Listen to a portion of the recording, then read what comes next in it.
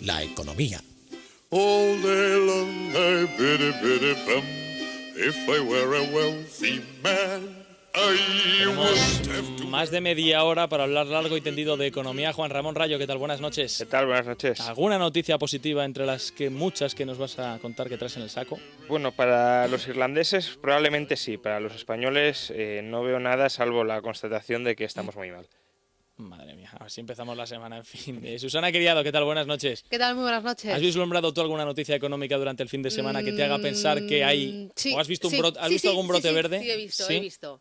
El número de turistas que ha llegado hasta el mes de septiembre a nuestro país, 47 millones, y el número de rusos se ha duplicado en 2 años. Bueno, mira, eso no está mal. Los rusos que tienen mucho dinero. Bueno, lo importante es que siga viniendo turismo. Ha crecido creo que un 3,2, un 3,8% respecto a igual periodo del año anterior. No sé si se habrán gastado más o menos, porque la letra pequeña de la noticia no me la he leído, pero que sigan viniendo. Bueno, pues vas a ser la única. Ya verás que ha visto alguna buena noticia durante el fin de semana. Emilio González, buenas noches. Buenas noches. ¿Y usted qué? ¿Ha visto algo? Yo es que ahora vengo de la conferencia de Nuriel Rubini, ¿no? Y lo único positivo que he visto es que es un gran mendeburras, ¿no?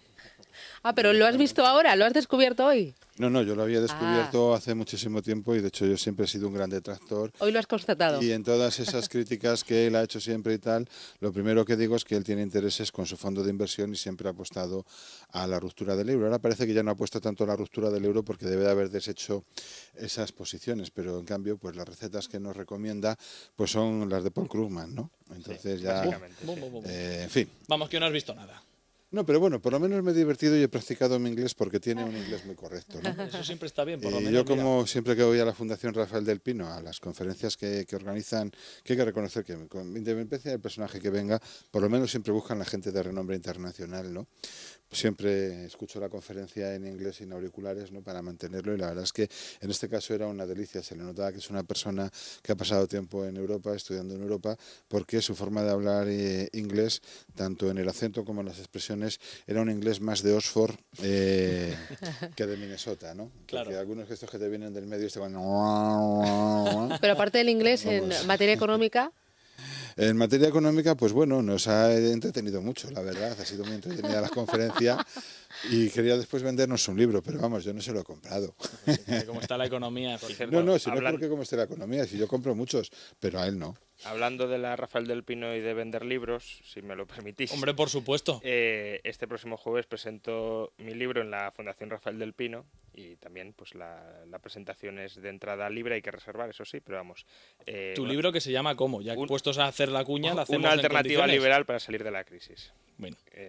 Que vamos, no es nada de lo que se está aplicando y por tanto no estamos saliendo de la crisis. Pero recetas que no se aplican. Bueno, 1.000 millones de euros, ¿no? Es el protagonista del primer titular que creo que traes, que es lo que, bueno, se supone que España ha reducido el déficit 0,3%, no está mal, del 9,7 en 2010. Efectivamente, y desde los máximos de 2009 lo hemos reducido en 16.000 millones, que claro, a algunos les puede parecer mucho, en realidad no es prácticamente nada. De hecho, España es el país de toda la Europa periférica que menos reduce su déficit público. Decimos de la Europa periférica porque es ahí donde se concentra de momento la tensión en el mercado de deuda, es decir, todos los países, todo el resto de países están pudiendo financiar, por tanto, quienes deberían hacer un esfuerzo para tratar de poner en orden sus finanzas públicas deberían ser aquellos que tienen un acceso más complicado a los mercados. Pues bueno, de este grupo de países que tienen un acceso más complicado a los mercados, España es el que menos ha reducido su déficit. Lo ha reducido, ya digo, en 16.000 millones, un 16%, y cerró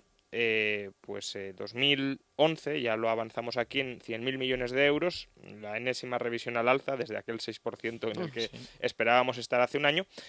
Como consecuencia, la última subida ha sido de imputar parte de las pérdidas del rescate de Nova Caixa Galicia, Unime, etcétera, Caixa Cataluña, al déficit del año 2011, porque recordemos que las inversiones o los rescates de bancos, si son inversiones que se consideran transferencias irreversibles de capital, es decir, inversiones que no se van a recuperar, computan como déficit, por mucho, y como deuda, por mucho que se nos haya tratado de decir que no computaba, que el gobierno que no iba a afectar. Pues bueno, ha afectado en 2011 y va a afectar en 2012, porque recordemos que Montoro ya ha avisado de que aun cuando se cumpla el objetivo de déficit del 6,3, el final será el 7,4 porque habrá que imputar 11.000 millones de inyección a Bankia.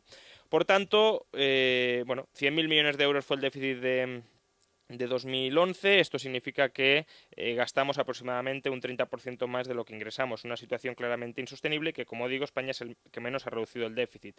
Cayó del 11,2% del PIB al 9,4%. Son datos 2009 en comparación con 2011. Portugal, en cambio, lo redujo un 57%, del 10,2 al 4,4. Sin embargo, este dato pues hay que cogerlo con muchos matices. Es un dato que está más maquillado que, bueno, pensemos en cualquier persona que se maquille mucho, porque está tremendamente maquillado. ¿Por qué está tremendamente maquillado? Bueno, Portugal nacionalizó en 2011 los fondos de pensiones de los empleados de la banca y se los imputó como ingresos públicos que se dan de una vez y no más. Es decir, son ingresos extraordinarios que no se van a repetir. Casualmente, los ingresos tributarios en el año 2011 crecieron 4 puntos del PIB, que es una auténtica barbaridad, que es 4 puntos, que es más o menos lo que se estima que suponían estos fondos de pensiones. Y por eso ahora Portugal está aprobando como loco nuevas subidas de impuestos para tratar de mantener este objetivo de déficit. El gasto no lo ha reducido en absoluto. Tampoco España. España, desde el máximo de 2009, el gasto ha caído un 0,5%. Una auténtica nimiedad que explica por qué el déficit no se reduce. No sabía yo que Pasos Coelho era capaz de hacer también semejantes juegos de... Sí, por supuesto. Bueno, es que al fin y al cabo somos ibéricos, ¿no? Tampoco hay tanta diferencia. Bien. Recordemos que José Sócrates fue aquel que dijo que a él le habían enseñado que la deuda pública nunca se pagaba. Por tanto, bueno, hay también una tradición dilatada en Portugal de gobernantes que no saben muy bien cómo gestionar la cosa pública y menos todavía la deuda pública. Irlanda lo reduce un 56%, del 31% del PIB que alcanzó en 2009 al 13,4%, pero recordemos que esto, bueno, son cifras también que hay que coger con muchos matices, porque el 31% era sobre todo debido al rescate brutal de la banca que se tuvo que imputar ese año. Italia lo reduce un 28%, el dato de Italia también hay que matizarlo. Italia, si no fuera por los intereses de la deuda acumulada hasta la fecha, estaría en superávit. Y Grecia lo reduce un 40%, del 15 al 9,4. 9,4 es el mismo déficit en el que cerramos nosotros. Por tanto, si Grecia está mal, pues bueno, es verdad que ellos tienen mucha más deuda, pero cuidado que el déficit tememos que pueda ser estructural. El dato de Grecia obviamente también hay que pues matizarlo mucho, porque digamos que no tiene una trayectoria de transparencia y de acreditar las cifras de manera muy, muy sólida y muy solvente, ¿no? Entonces nos podemos encontrar con que dentro de un par de años haya alguna revisión importante al alza. Europa, por tanto, sobre todo la periferia europea, lo está haciendo muy mal. Europa, bueno, tiene un déficit, si no recuerdo mal, del 4,4, algo así. Es decir, el conjunto de Europa no está mal, el déficit, pero una parte de Europa, la periferia, lo está haciendo muy mal. ¿Hay algún espejo en el que mirarse? Sí, como ya lo hemos dicho en bastantes ocasiones, los países bálticos han hecho un esfuerzo muy bueno que está rindiendo ya sus frutos. Lituania y Letonia. Letonia tenía en 2009 un déficit del 9,8% del PIB, es decir, muy similar, no tan alto, pero prácticamente igual al que teníamos nosotros. Cerró 2011 en el 3,4%. Sí, sigue, pero explícanos, por favor, cómo ha conseguido eso. O Pues sea, ¿qué recetas ha utilizado? Y Lituania ha pasado del 9,4 al 5,5, no es tanta la reducción, pero también ya se ve que es una rebaja más o menos sostenible, más o menos manejable. Además, tiene mucha menos deuda pública que nosotros. Ajá. La receta, pues bajar el gasto público. Los dos han bajado 6 puntos el gasto público del PIB. En España sería una reducción del gasto anual de 60.000 millones de euros. Por tanto, es que esa es la receta. Al final, si lo confías todo al aumento de impuestos, pues machacas la economía y no reduces nada. Y el gobierno, de momento, está apostando la mayor parte del ajuste en la subida de impuestos. Justamente hoy KPMG ha publicado un informe en el que, por otro lado, pues constata también lo que ya hemos repetido en numerosas ocasiones, que España es el país que, tras la entrada o el acceso al poder del Partido Popular y la aprobación de la subida del IRPF apenas 10 días después de que llegara al gobierno, pues España se ha convertido en el 5º país del mundo con un tipo marginal en el IRPF más elevado. El país que más tiene pues es Aruba. Bueno, obviamente no contiene la reforma Hollande, de más del 75%, de 75, sí. Pero bueno, hasta la reforma Hollande, Aruba tenía un 59%, Suecia un 56,6%, Dinamarca un 55,4%, Países Bajos un 55% y España un 52%. que no está nada mal, porque...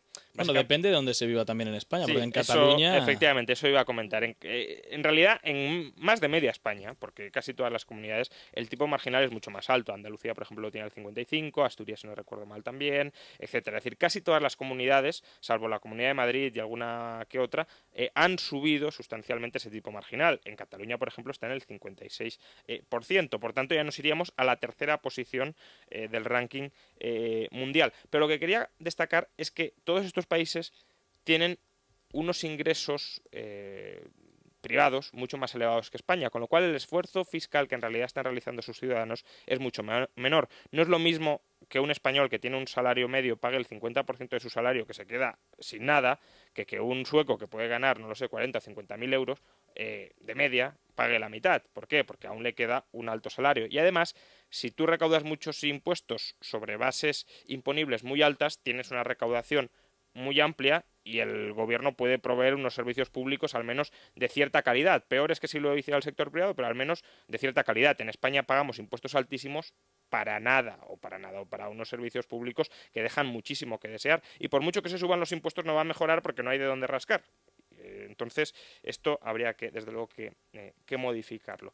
Pero no es solo el problema, o no está solo el problema en los impuestos, que también... Y desde luego los impuestos son una losa muy pesada a la recuperación y a que cambien las cosas, pero también pues tenemos serios problemas digamos en la estructura y en las regulaciones que impiden que esta estructura cambie.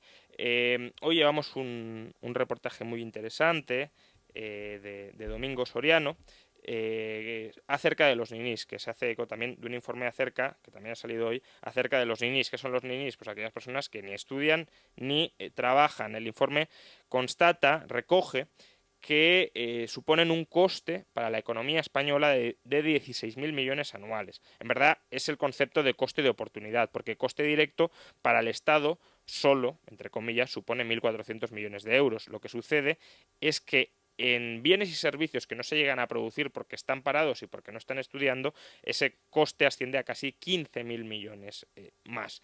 En 2008 había 1 millón de ninis, ahora hay 1,4 millones, obviamente la crisis pues tiene mucho que ver, porque además el 70% de todos estos ninis presuntamente no quiere estar en esta situación, por tanto es una situación forzada, una situación incómoda, no es no quiero ni trabajar ni estudiar, quiero vivir de mis padres, sino estoy intentando lograr trabajo o básicamente trabajo y no puedo acceder porque el mercado laboral me lo impide. Más de uno de cada 5 jóvenes está en esta situación. Situación que tiene dos causas fundamentales. Una, el fracaso escolar, es decir, el disfuncional sistema educativo de España que no forma trabajadores capaces de integrarse al mercado de trabajo con habilidad para permanecer en él. Y luego la legislación laboral que perjudica claramente a los más jóvenes. Ya lo hemos explicado en muchas ocasiones. En España hay dos tipos de trabajadores. Los que ya están dentro del mercado laboral, los llamados insiders, que tienen un contrato laboral blindado y que es muy difícil de deshacer, y luego los que están fuera, los outsiders, que estos, como no han entrado y como no se han blindado su contrato de trabajo, tienen muy difícil entrar, sobre todo cuando la economía está cayendo. Entonces, en lugar de que se reparta uniformemente la destrucción de empleo entre insiders y outsiders, se ha concentrado toda en los outsiders, en los que están fuera del mercado de trabajo. Hoy hay más gente trabajando con contrato fijo que en el año 2007, que en el pico de la burbuja, pero obviamente hay muchísima menos que está trabajando con un contrato temporal. ¿Por qué? Porque el contrato temporal se cancela, no se renueva, se paga una indemnización mínima o muy baja de 8 días, sobre todo muy baja en comparación con la de los contratos indefinidos. Y por tanto los empresarios tienen incentivos a prescindir de los trabajadores temporales, aunque sean más baratos y más productivos que los fijos, por el simple hecho de que hay barreras al despido. Y claro, esto pues tiene un coste futuro muy considerable. ¿Por qué? Porque estos jóvenes no se están formando ni están trabajando, es decir, no se están formando en los circuitos oficiales, en la escuela, ni tampoco en los circuitos prácticos, que sería trabajar en una empresa y adquirir una disciplina dentro de la empresa que probablemente sea la más valiosa de todas. Y ya diversos estudios pues recogen que por cada año que una persona joven está desempleada, sobre todo en tiempos de depresión, sus ingresos, su salario dentro de una década es un 6% inferior a la media. Por tanto, claro, 5 o 6 años desempleado implica un salario un 30 o un 40% más bajo, ya de por vida, es decir, ya de manera sostenida que la media. Y eso no es porque se esté explotando a esos trabajadores, es porque no adquieren las disciplinas para ser productivos y, por tanto, para generar riqueza dentro de la economía en su momento. Y terminamos con la noticia buena para los irlandeses. Irlanda, ya lo hemos dicho, es un país que ha hecho un esfuerzo extraordinario y que no debería haber hecho, a juicio de muchos, en rescatar a sus bancos en beneficio de los bancos alemanes. No tenían prácticamente deuda pública en el año 2007 y ahora tienen una deuda pública superior al 100% del PIB.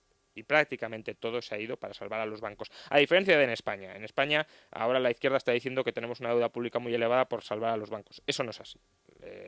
Solo un 4% de toda la deuda pública se ha ido a salvar a los bancos. Por tanto, aquí no hay que confundir cosas. En Irlanda sí, en España no.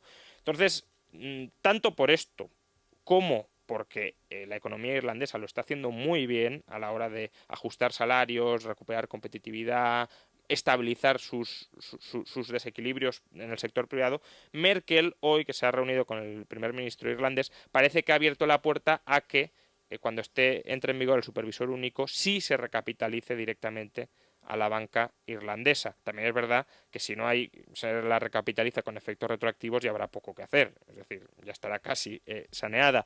Pero es curioso que en el caso de España, digamos que como que aparte ese escenario y en el caso de Irlanda tienda a acercarlo. Será que confíe más en los irlandeses y en el gobierno irlandés que en los españoles y en el gobierno español. Bueno, vamos a comenzar, si os parece, Susana, Emilio, por lo que...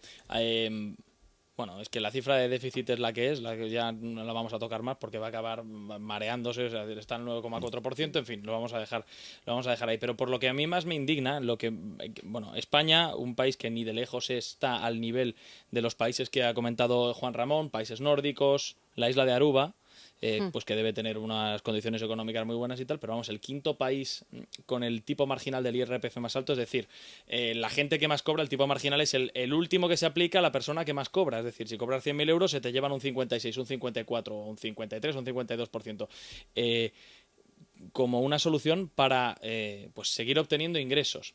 Hay que decir que en España nos prometió el gobierno que una vez que subiera el IVA, el IRPF lo iba a devolver a como estaba antes. Es decir, que estamos ahora mismo en una doble situación. Es decir, nos han subido el IRPF, nos han subido el IVA, estamos tal cual. Y, por ejemplo, cosas que prometieron también, como las cotizaciones sociales a las empresas que se iban a bajar, pues tampoco se han bajado. O sea, quiero decir que aquí es por todos lados. Y lo del IRPF a mí me molesta bastante porque es lo que ganas a fin de mes, a la persona que gane más de 100.000 o 150.000 euros, no sé cuánto será, es que se te llevan más de la mitad de tu sueldo. Bueno, Bueno, estás lo que mirando pasa los es tipos... que eso no es representativo en tanto en cuanto, primero, a la gente a la que se le aplica eso es muy baja, ¿no? Sí. Es muy baja. Eso ha sido más una medida, digamos, de guiño hacia la izquierda para después pretender meter pues otras medidas que les podrían molestar más. Lo que pasa es que luego pues tampoco han venido esas medidas, ¿no? No han llegado los auténticos recortes del gasto público, ¿no? Pero además es que con ese tipo de cosas lo único que se consigue es que toda esta gente que gana este dinero, pues lo que haga sea empezar a obtener sus retribuciones a través de sociedades, ¿no? A través de sociedades o de otras fórmulas fiscales para evitarse pagar este dinero. O simplemente que se domicilen fiscalmente en cualquier otro lugar de la Unión Europea y se acabó la historia, ¿no? Con lo cual, pues lo que decía la AFE, sube los impuestos y bajan la recaudación, pues por este tipo de cosas, no hay más que comentar.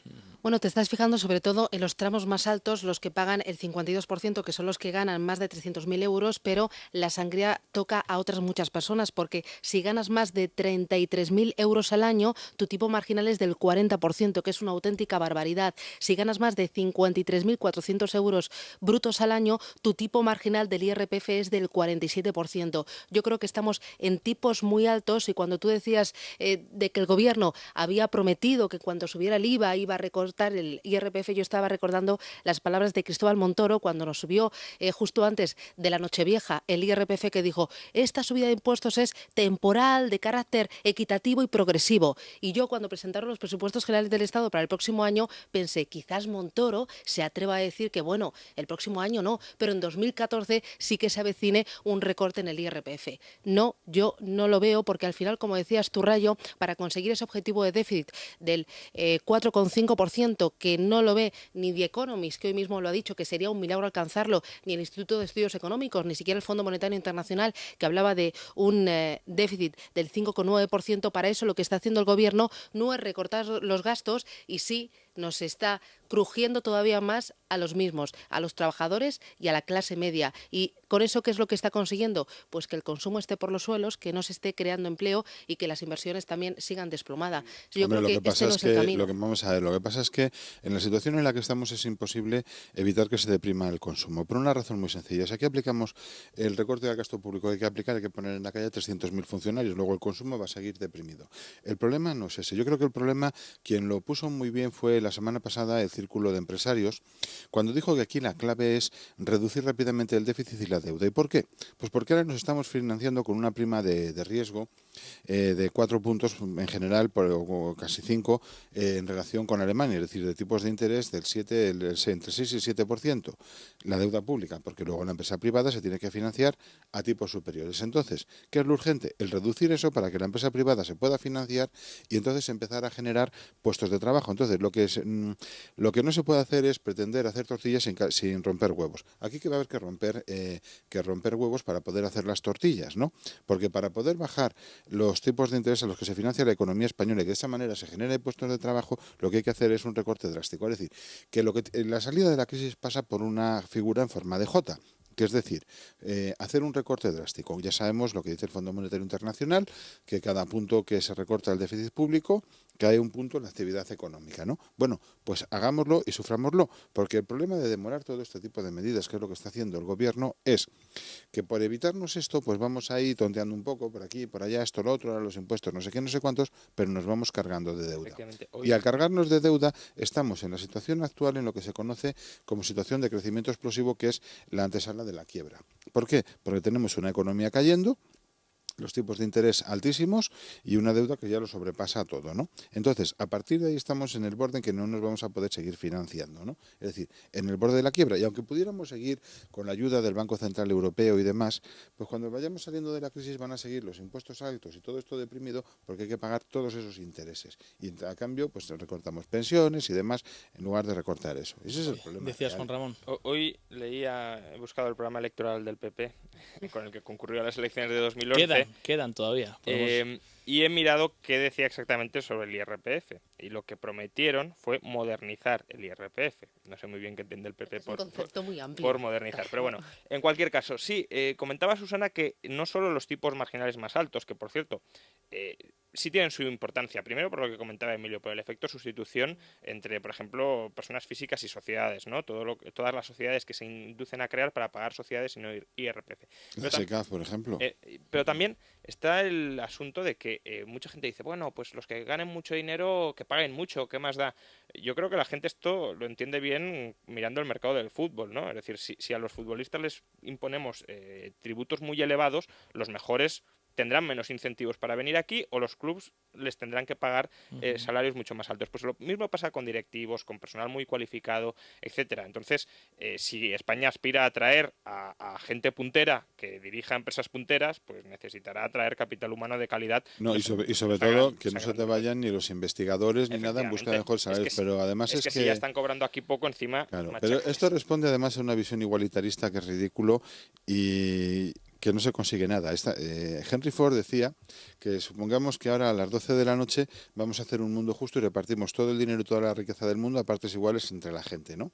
Pues después de eso, pues unos lo invierten y les va bien, otros lo ahorran, otros se lo gastan, otros se van con ellos de señoritas o de caballeros, otros se lo juegan, otros no sé qué, y a las 6 de la mañana estamos en la misma situación previa a esa redistribución. Entonces es luchar contra la naturaleza. Pero mira, hay un dato muy interesante del número de contribuyentes que había en el año 2007 que ganaban más de 600.000 euros, ese número de contribuyentes que lo declaraban en la declaración de la renta superaba los 10.500. Pues bien, en 2010 el número de contribuyentes que declara ganar a finales de año más de 600.000 euros ha caído a 5.200. Prácticamente ha perdido la mitad. ¿Y por qué? Pues porque al final muchos están buscando otras vías para intentar declarar menos impuestos, porque al final tener un tipo del IRPF del 52 o del 56% es totalmente confiscatorio y también es que incita al fraude, es que incita a no producir, a no trabajar. Y hay otra cosa además que está relacionada con la crisis, ¿no?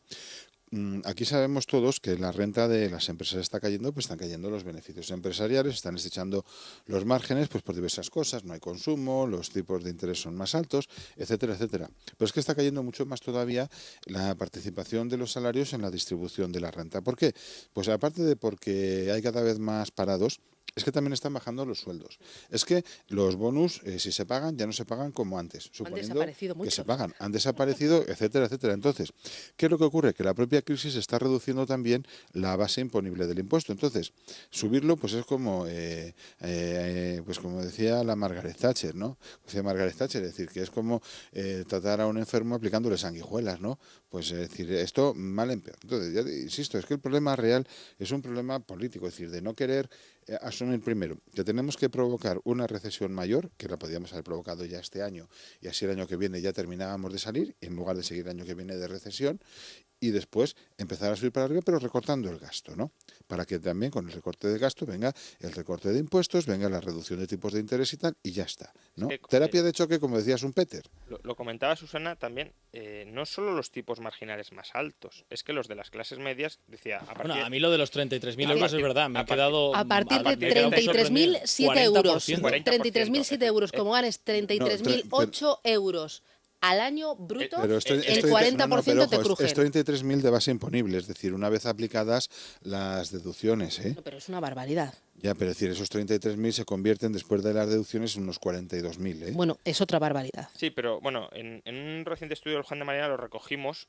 Para ese tramo de renta, España es el país de Europa, más que Suecia, con los impuestos más altos. Es decir, Suecia, los que ganan 33.000, y no recuerdo en qué franja termina el tipo marginal, les da unos tipos impositivos más bajos que España. Y luego comentaba Emilio esta idea que mucha gente dice, pues si reducimos el déficit cae la actividad. Bueno, la actividad la mide el PIB, y en el PIB hay de todo. Ya lo hemos explicado también. Público y privado. Baja lo público y aumenta lo privado. Si es que se trata simplemente de hacer esa redistribución de la balanza. Muchas veces. El aeropuerto de Castellón está en el PIB.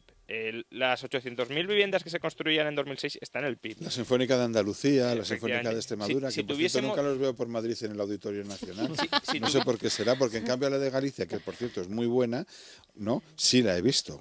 Si tuviésemos un servicio de inteligencia y de represión, si viviéramos en una dictadura, el gasto en ese servicio de inteligencia y represión estaría en el PIB. Por tanto, no hay que confundir PIB con creación de riqueza. Es cierto que obviamente van un poco de la mano, pero que no toda reducción del PIB es para empeorar la vida de los ciudadanos. Y ahora mismo, muchas veces lo comento, la inversión más rentable que pueda acometer este país, indudablemente, es bajar el gasto y bajar el déficit, porque es una inversión que te renta seguro al 6 o al 7%. Yo no conozco ninguna otra inversión ahora mismo en España que te proporcione en grandes cantidades seguro un 6 o un 7% de rentabilidad. Pero salvo, obviamente, no emitir deuda, no tener que emitir deuda, porque te ahorras pagar un 6 o un 7% de intereses. Y eso es la inversión ahora mismo más rentable que pueda acometer este país y que este gobierno obviamente no quiere hacer. Mira, el otro día estuve echando un vistazo a todas las barbaridades que se han hecho con dinero público en los últimos años. Y por ejemplo... ¿A todas? A todas, a muchas de ellas. Y las han construido polideportivos, aeropuertos, líneas de AVE, palacios de congresos. Por ejemplo, se construyeron 140 palacios de congreso en España en los últimos años, y la mayoría de ellos con dinero público. Por ejemplo, de las autopistas de peaje hay hay muchas donde se ha derrochado mucho dinero público, pero por ponerte un ejemplo, la de Madrid-Toledo, la AP41, costó 400 millones de euros. Al día pasan 1.000 coches. La previsión era que pasaran 20.000 coches al día. Bueno, y es una auténtica barbaridad. Pero, por ejemplo, también de las líneas de AVE, estuve echando también un vistazo y mirando cuentas. En todas se ha gastado muchísimo dinero, pero por ponernos un ejemplo concreto, en la parada de Requena-Utiel costó 12,5 millones de euros en una parada que está totalmente fantasma, que cada día se bajan 5, 7 personas. Pero como esa, hay otras muchas desperdigadas por toda España. Pero es que se han hecho barbaridades. Juan Ramón está contento con la de Castellón y se la van a quitar como bueno, sigamos pero- así, ¿eh? pero ¿sabes cuáles son? Que la quiten, Mira, por mí que la quiten. ¿sabes cuáles Todo son? esto lo hemos pagado y lo seguimos pagando y lo seguiremos Pero pagando. fíjate, ¿sabes cuáles son las líneas más rentables de AVE? Las que unen Madrid con su entorno. Es decir, el tren de alta velocidad a la lanzadera con Toledo y con Segovia y Ciudad Real. ¿Por qué? Pues en primer lugar porque la gente se va a vivir allí en lugar de vivir en Madrid. Y en segundo lugar, sobre todo en el caso de Toledo y en el caso de Segovia, es porque, por la cuestión del turismo, porque tú estás conectando. O sea, Madrid tiene la suerte, la Comunidad de Madrid, de que está rodeada de la mayor concentración en calidad y en cantidad de patrimonio histórico-artístico español. Porque es que tienes a menos de 2 horas, o con el límite de las 2 horas de viaje, tienes Ávila, Salamanca, Segovia, El Escorial, Aranjuez, Cuenca, Sigüenza y Cáceres. Y si además incluyes un poquito más, por AVE estás en Córdoba. Y hay una cosa, Entonces, claro, se ha hecho muy inteligentemente potenciar el papel turístico de Madrid, no solamente pues como capital de España, turismo de congresos y demás, sino también aprovechando todas esas sinergias. Sí que hay un aspecto Entonces de es lo que te que- ves, y a mí me gusta, a mi mujer y a mí nos gusta ir de vez en cuando a Segovia y comer allí cochinillo, y es que el AVE, vayas el día que vayas, siempre está lleno de turistas. Ya, pero ¿es rentable o no es rentable? Es rentable, es rentable. ¿Tú crees que es rentable? Es rentable. Mira, Ese y yo, el de según Toledo, lo que los dos. estuve leyendo, por ejemplo, el AVE Madrid-Valencia costó 7.000 millones de euros. Cada año, por el coste de la deuda de esos 7.000 millones de euros, se paga 150 millones de euros, más el mantenimiento son 50 millones de euros al año. Simplemente entre la deuda y el mantenimiento, el AVE a Valencia no es rentable. No, pero yo te hablo Segovia. Bueno, pero como eso, yo y supongo que Toledo, serán el resto son de los las que líneas. son los que Yo están rentables sí por que la estoy de proximidad acuerdo. con Hay una Madrid, cosa, hay una cosa que cuando Cuidado. se dice, enseguida vamos con las portadas de prensa, nos vamos a pasar de tiempo.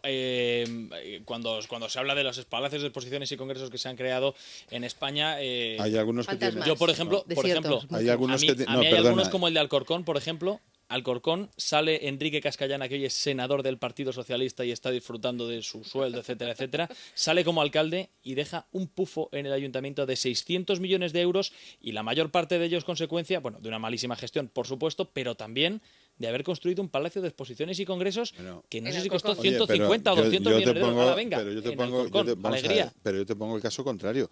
En Ávila también se ha construido un palacio de congresos y exposiciones hace mucho tiempo, antes del Plane y demás.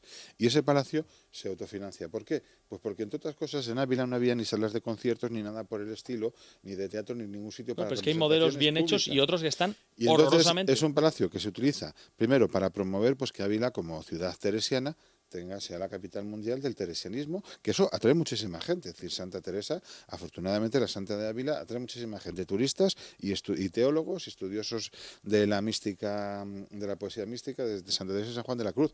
Y entre congreso y congreso, pues ¿qué hacen? Pues un día el concierto de no sé qué, otro día la representación de la obra de teatro tal, otro día circo para los niños, otro día no sé qué, por lo cual se le cobra entradas a la gente, con lo cual se autofinancia todo. Sí, pero no, Quiero sabes decir, perfectamente, lo que Emilio, pasa que es por ahí que- no voy. Voy no, por el no, no, aeropuerto yo- de Ciudad Real, por Eso el sí, aeropuerto de pero te Castellón, quiero por decir 100.000 que cosas que se han hecho que no esas valen. Por cosas autopistas de cuando- viaje Claro. y por otros Ahí muchos tienes la AP36 polideportivos, desde el viernes, aeropuertos. desde el viernes pidiendo concurso de acreedores. La AP36, que es una autopista que está muy bien hecha, Sí, pero y claro, las si no radiales es de rentable, Madrid, pero no es que no rentable. tenían sentido porque la gente no quiere pagar. Si es que ya te obligan a pagar por la que va a la Terminal 4 del aeropuerto. No sabemos muy bien por Yo por me pierdo qué, cada vez que voy, tengo un problema pero... tremendo. Yo también. A la Pero lo ida de y a las la vuelta, radiales, no eso sé es lo cómo que pasa. hacerlo. Es decir, si las haces de peaje, sabes que si la gente tiene una alternativa no va a pagar el peaje, ¿no? Y es decir, las radiales de entrada a Madrid, pues la mayor parte de ellas no tienen ningún sentido. Pero yo no sé qué hago, que siempre me obligan a ir por la del peaje, Ya, y te pago pierdes. y me pierdo. Ya, y acabas en otro peaje y Yo pagas sí llego a doble. Barajas, a las veces que ni llego. Juan Ramón, ¿qué trae mañana la prensa? Bueno, pues la noticia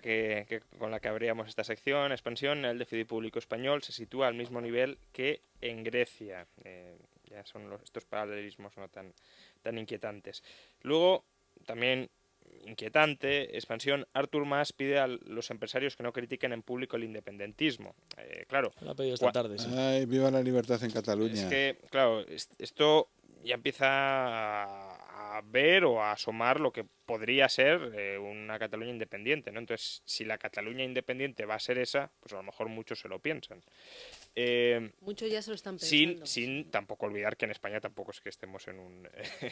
Ya, pero es que según su visión los españoles somos catalanes que hablamos castellano. Sí, todos, sí. Luego, 5 días, la prima ataca de nuevo los 390 puntos y el IBEX pierde los 7.900. El economista Griñán cobija en empresas sin fiscalizar a 26.000 enchufados. Es lo que se llama la administración paralela. Luego que no puede reducirse el empleo público ni nada, porque claro. Las familias, pobrecitas, tal y cual. Nunca se piensa en las familias que pagan impuestos para mantener. No, jamás. Estos. Y expansión, un titular pues que siempre hay que matizarlo, aunque en estos casos desde luego tampoco es para en la situación en la que estamos tampoco es para rebajarlo mucho. Expansión, 1 de cada 5 españoles está por debajo del umbral de la pobreza. Bueno, pues hasta aquí hemos llegado. Juan Ramón Rayo, gracias, buenas noches. Mañana más noticias. Susana, un abrazo, muchas gracias. Feliz semana. Emilio, un Buenas abrazo noches, también a ti. igualmente. Gracias, hasta luego. Pues tenemos que hacer una pequeña pausa y enseguida entramos en el mundo de la cultura. Es la noche de César, con Juan Pablo Polvorinos.